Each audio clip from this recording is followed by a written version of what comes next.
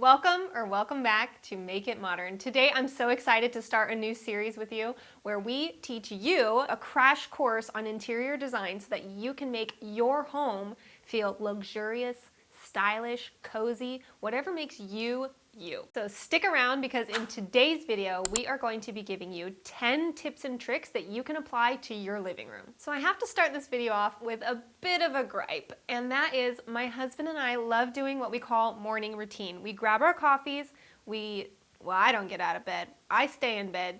My husband grabs the coffee and we snuggle up and we watch YouTube videos typically about home design and renovation. The frustrating thing is it's always with these beautiful homes that are so far out of reach for us.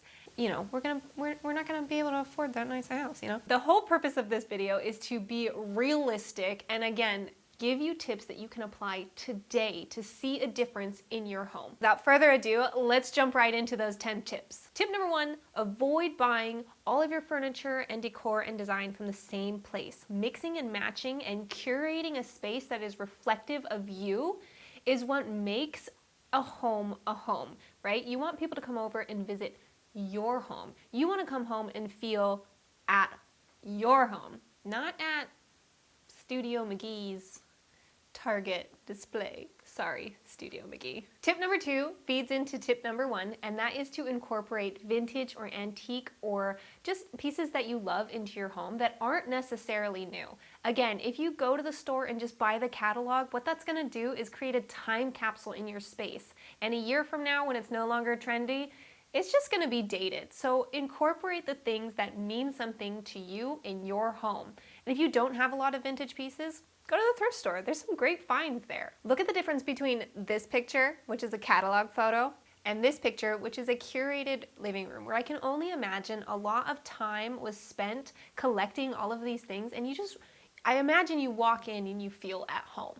Tip number 3 might be a bit contradictory to 1 and 2, but hear me out, okay? Tip number 3 is to declutter. Get rid of anything in your space that doesn't make you happy. Marie Kondo it. I've been there where I had to have the latest and greatest gadget from Amazon or design piece, and you know what? It really doesn't make me happy. It makes me kind of sad that I spent money on that because it was trendy. Declutter your space, make sure that you love everything in it, and if you don't, Marie Kondo it. Marie Kondo? Marie Kondo.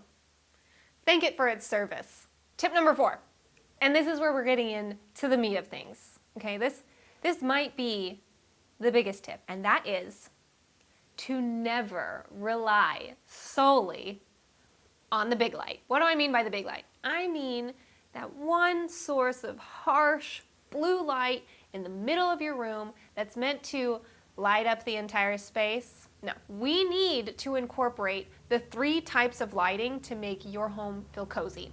And who doesn't want a cozy home? The 3 types of lights that I want you to incorporate in your home are the ambient light. That's your big light. But when I say incorporate the ambient light, try your best to make it the same hue as sunlight. Okay, you want orange tones rather than blue tones, especially if you're gonna use it at night. But try to avoid using it at night. The second is going to be your task lighting. This is gonna be your lamps, your sconces, things that you would normally do a task by. You'd read a book. To be honest, I never use the big light after dark. In fact, I don't even have a big light. I rely solely on task lighting. And the third one is going to be your accent lighting. This is things like LEDs, uplighting, or my favorite, candlelight. The warm and fuzzy feeling that a candlelight brings to a home, it speaks to our primitive nature and the bond between humanity and flame. And I know that's super deep. I just need you to start incorporating candles, okay? It's gonna be life-changing. Now I hear you already. But Hannah, my room is so dark. I need a big light. I have a solution for you, and that is tip number 5, strategic use of mirrors. I don't know if you can see this mirror, but I have a mirror right above my mantle. And how you can best use mirrors in your home. 1, definitely, you need one to check yourself out. But 2, if you have a small space, especially with only 1 window, try placing that mirror across from the window. What that's gonna do is it's gonna take the light coming in, the mirror's over here, and it's gonna reflect it back out. And that is going to bring so much light to your space. And it makes the room feel bigger. I don't know why. You're just gonna have to trust me on these things. That's why you're here, right?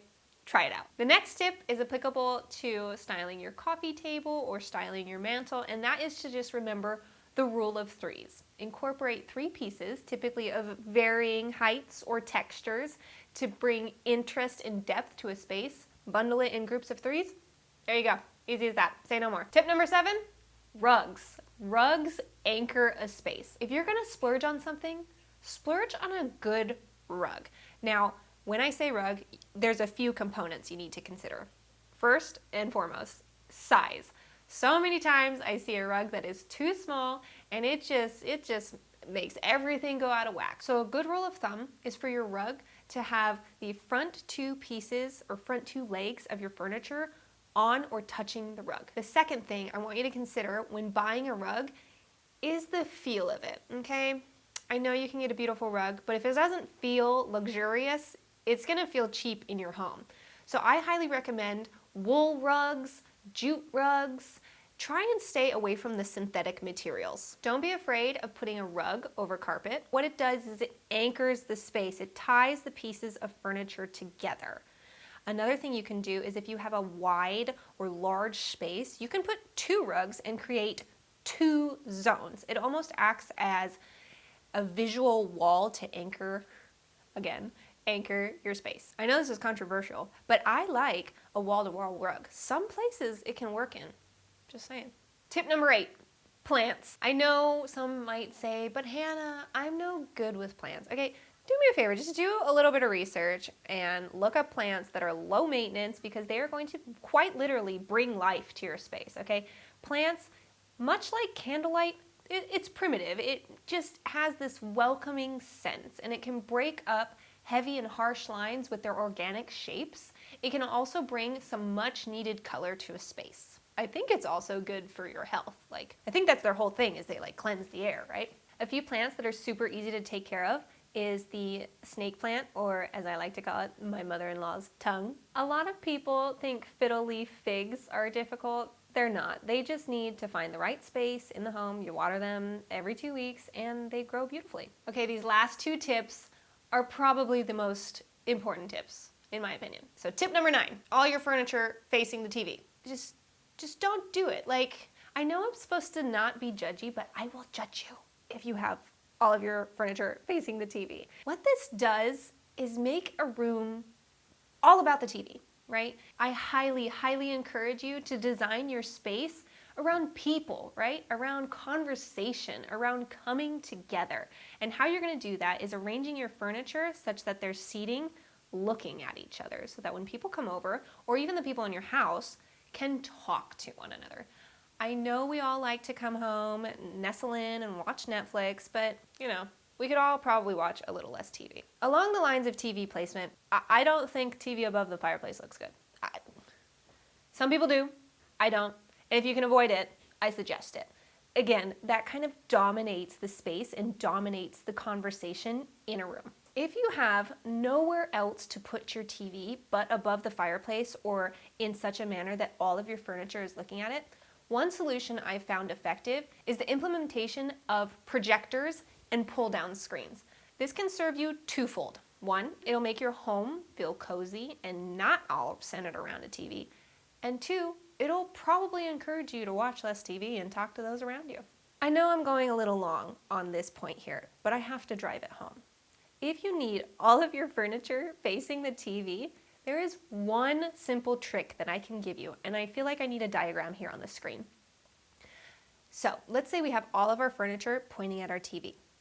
All you have to do is pop in a little seating area, be it a stool, be it a cool vintage chair that you found at the thrift store. That will totally help the space feel more cohesive. And last but not least, tip number 10, rearrange and redesign with what you already have. I bet you have a lot of great pieces in your house and you don't need to run out and buy all of the things that we discussed in today's video. I challenge you to use what you already have, take what is applicable to you, and see if that makes a difference. I'm sure it will, because the pieces that you already have are probably what makes you you. Let us know in the comments below if you tried any of these tips and tricks. I would love to hear from you. I'd also like to get your input on if you would like to see a design series where we take photos of your home, rearrange them, and you can take that home and implement it yourself.